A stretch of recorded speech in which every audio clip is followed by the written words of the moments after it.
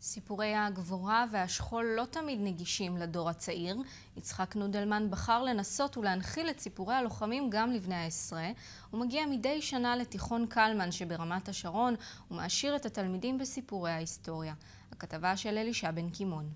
הימים האלה הם הימים הכי טובים שלי בשנה.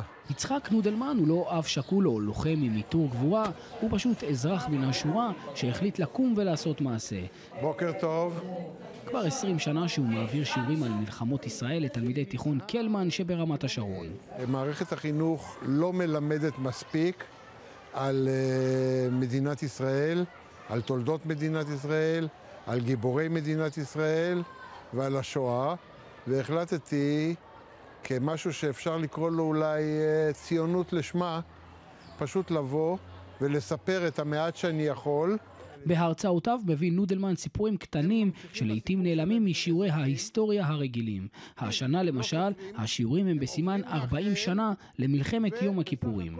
נגמר הקרב, קהלני, במחנה נפח פוגש אותו ינוש בן גל, המח"ט, מכניס אותו לג'יפ והם נוסעים, הוא מספר לו כמה הוא היה גיבור וכמה הוא הציל את מדינת ישראל, ואז קהלני מקבל ממנו את ההוראה, סע הביתה ותהיה עם המשפחה.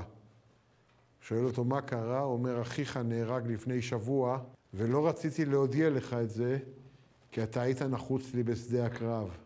התחושה היא שבני הנוער התרחקו עם השנים מהציונות וממורשת הקרב. הפגישה עם נודלמן אמורה לשנות את התפיסה. אני יוצא עם הרבה ערכים חדשים, אני לומד הרבה דברים שלא ידעתי, נגיד על המלחמה, כל ההתקפות, כל האסטרטגיות, דברים ששווה ללמוד, זה מאוד מוסיף לידע הכללי. אחרי שרואים שיש חיילים שמתגייסים לצבא וזוכרים אותם, גם אם הם כבר לא איתנו, משהו קרה להם במלחמה, מתו, נפצעו, אז זוכרים אותם, וזה חשוב להתגייס לצבא, וזה לא משהו שנשכח. העמידה מול התלמידים אינה פשוטה. בין היתר צריך להיזהר עם התכנים ולא להכניס פוליטיקה להיסטוריה. ואני זוכרת שהיה איזשהו מחזור שהתנגדו לאיזשהו משהו שהיינו בהלם מזה. הכנסנו את איציק לכיתה הזאת עם העובדות. התמונה נראתה שונה לחלוטין. המילים הגדולות והפאתוס יכולים להרתיע לעתים את מי ששומע אותן.